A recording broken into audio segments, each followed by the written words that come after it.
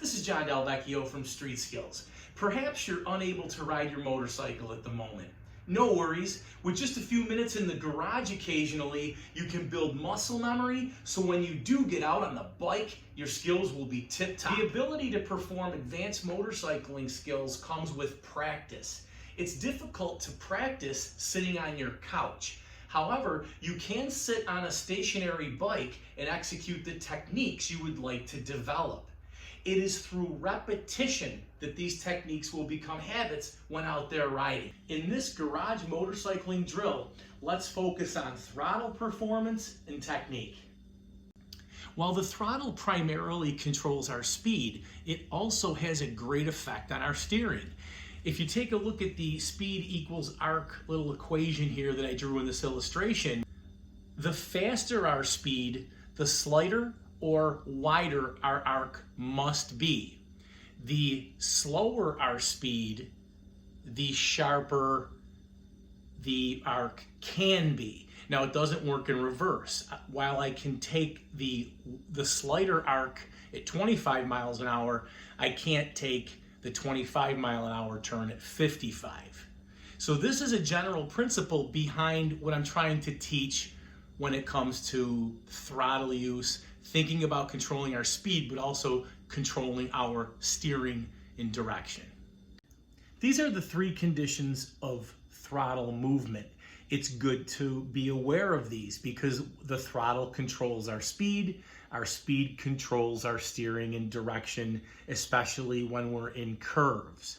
So if we roll on and accelerate, that's going to increase our speed and make our arc wider or slighter. I like to use that word. And if we maintain our throttle, that is about a quarter turn, basically in any gear, that's going to maintain our speed. And we can decelerate by rolling off, and that will sharpen our cornering arc.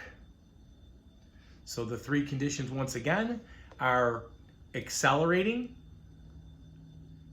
decelerating, and steady throttle at about a quarter turn, maintaining a steady speed.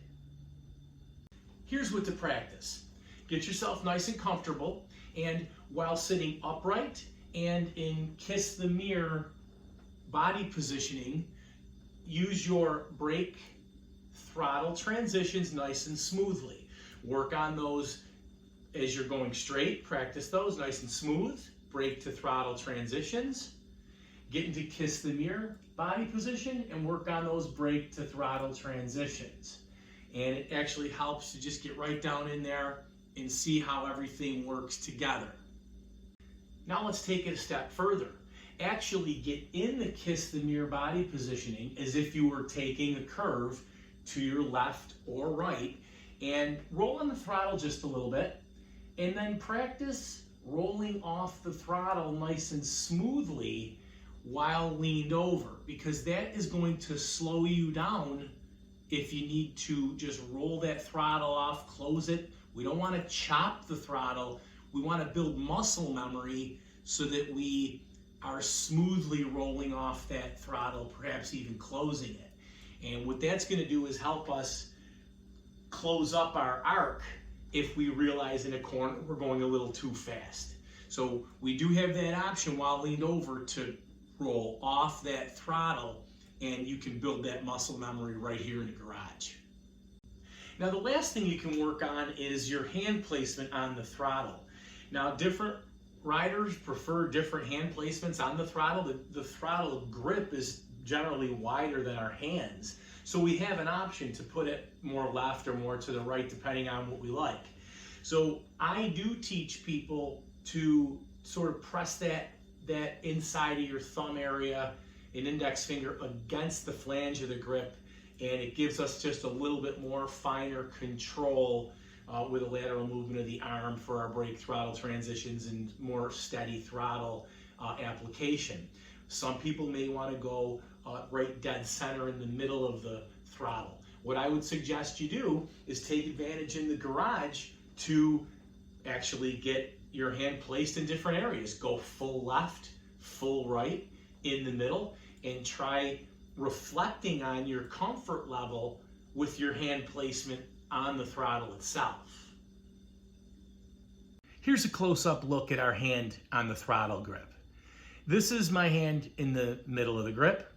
This is it to the far right. This is it pushed over to the flange to the left.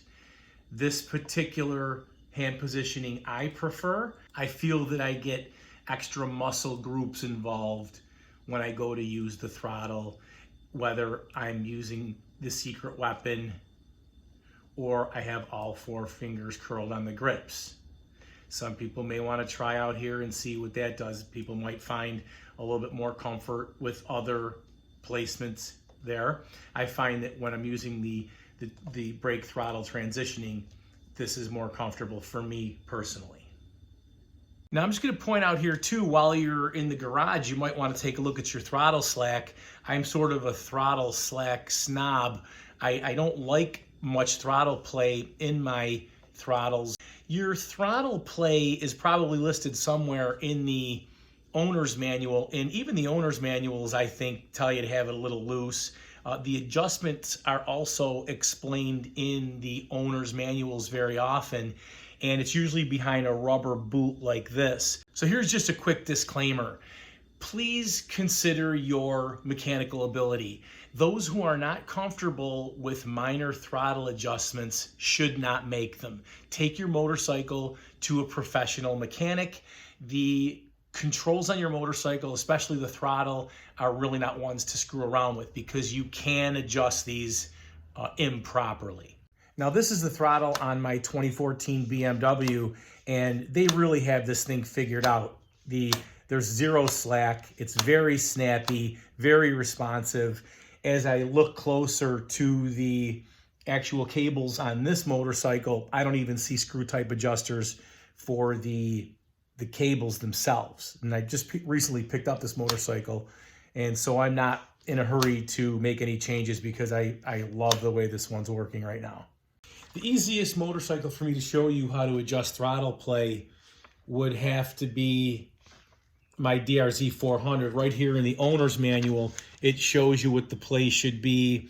It shows you where the lock nut and adjuster screw are, and the rubber boot behind it, and it gives you basically all the information you need to know. There was a lot of play in the throttle, and there still is a little bit. You can actually see that there's a little movement in the cable before it actually starts to open that throttle. Now, when I first got the bike, I pulled back the boots, and you can see you can unscrew this first bolt, wind that out, then you can turn this longer adjuster, and that allows you to either pull more or less of the length of the throttle cable itself. This particular setup only allows you to do one of the two because the throttle has 2 cables, one coming and going. And once you adjust it to where you like it, then you put the lock nut back into position, and you put your rubber boots back over, and that helps it stay nice and corrosion free. Now, one of the things you should do when you adjust your throttle before you really take off on it, you should listen to where it stops. And you can actually sometimes go down below and see where the actual stop on the throttle is on the carburetor or fuel injector setup, whatever you got there. You can actually see the cable come to a stop, and you can listen for it as well. Kind of hear a little tap. Now, you also want to fire up the motorcycle and then turn the bars full lock either way to listen for any over revving. What we don't want to have happen is make this cable too tight so that when we do move the bars, it would give throttle when we don't want it to. Thanks for watching. More garage drills are coming. Be sure to subscribe, hit the bell, and share this video on your social media. Consider enrolling in my Cornering Confidence online course or reading the companion book available on Amazon in Kindle or paperback formats.